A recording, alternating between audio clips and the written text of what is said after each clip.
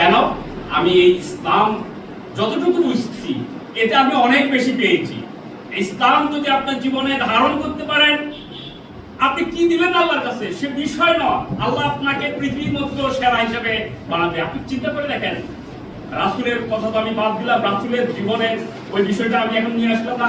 আপনি আবু বকরের কথা চিন্তা করেন, ওমরের কথা চিন্তা করেন, আলীর কথা চিন্তা করেন, এই যে আমাদের ভাই বললেন এই যে হাফসি গোলাপ বিলাল রাদিয়াল্লাহু তাআলার কথা চিন্তা করেন। পৃথিবীর বুকে আল্লাহ কিভাবে ওনাদেরকে সম্মানিত করেছে, ঠিক তদ্রূপ আল্লাহ আপনাদেরকে সম্মানিত করবে। কিভাবে? আমরা যদি কোরআনের রঙে রঙিন হতে পারি। আর না হলে আমাদের জন্য বড় দুর্ভাগ্য। আজকে দেখেন আপনাদেরকে আমরা যে নিয়ে এসেছি, এটা নয় আল্লাহ পাক আপনাদেরকে কবুল করেছেন না, বিষয়টা এটা নয়। আল্লাহ পাক আপনাদেরকে অত্যন্ত দয়া করেছেন, মায়া করেছেন। আপনারা যদি লেগে থাকতে পারেন, আমি খুব লেগে থাকার চেষ্টা করেছি, আমাকে বারবার বিভিন্ন ভাবে হেনস্থা করার চেষ্টা করা হয়েছে, কিন্তু কিছুই করতে পারেন না। আপনি দেখেন আমি অনেকবার জেল খেটেছি, আমাকে পারিবারিক ভাবে সামাজিক ভাবে বহু কোণঠাসা করা হয়েছে। আমি দুই একটা প্রতিষ্ঠানেও গেছি, একটা সময় ওনারা আমাকে ওইখান থেকেও আমার আর কোনো কমিটিতেও রাখেনি, একটা মাথায়। আমি এটা আজকে শুধু আপনাদেরকে বললাম, আমার কোনো দুঃখ লাগে নাই, আমি শুধু এটা গর্বিতের জন্য আমি ইসলাম বুঝেছি, আমার কোনো মান সম্মান কোনো কিছু বুঝি নেই।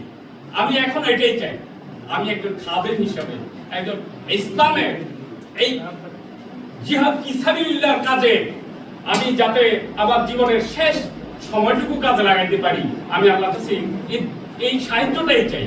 আমি আপনাদের কাছে আপনাদের জীবনের উৎকর্ষতা সাধনের জন্য কোরআন হাদিস আপনাদের কাছে দিলাম। আপনারা যদি কোরআন হাদিসটা ঠিকভাবে পড়ে নিজের জীবনটা গঠন করতে পারেন, ইনশাআল্লাহ আপনারা পরিবার, সমাজ এবং রাষ্ট্রের কর্ণধার হবে। এটা কোনো বিচিত্র কিছু?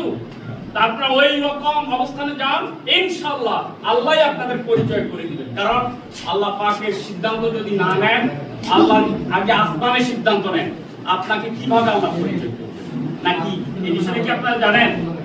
আল্লাহ যখন সিদ্ধান্ত নেন তখন ফেরেশতাদেরকে ডেকে বলেন আমি ওকে ভালোবাসি। তাইলে এটার অর্থ কি? এটার অর্থ কি আল্লাহ ওদের পরিচয় করাই দিচ্ছে। অথচ আমরা যদি আজকে বাতিল শক্তির হাতে হাত দিই, তাইলে আমাদের কি হবে?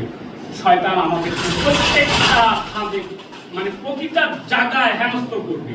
আপনারা মনে করবেন বাতিল কখনো আপনাদের বন্ধু হতে পারে না। বাতিল মানে শয়তান। এই শয়তান আপনাদেরকে কারণ আল্লাহ নিজেই বলেছেন শয়তান আমাদের প্রকাশ্য দুশমন। সে প্রত্যেকটা জায়গায় আপনার মান ইজ্জত শেষ করবে। আপনি চিন্তা করে দেখেন, বহু লোক তার স্ত্রীর কাছেও সম্মানিত না, কারণ তার চরিত্র ঠিক নাই, স্ত্রী তার দাম দিবে না। কেন দাম দিবে? কোরআন হাদিস মুতাবিক চলে না। এভাবে তার পরিবার, রাষ্ট্রে কোথাও তার কোনো দাম নাই। সে শয়তানের প্রধান অনুসরণ করে। আমরা আপনাদেরকে একটা মেসেজের মাধ্যমে আমরা আপনাদের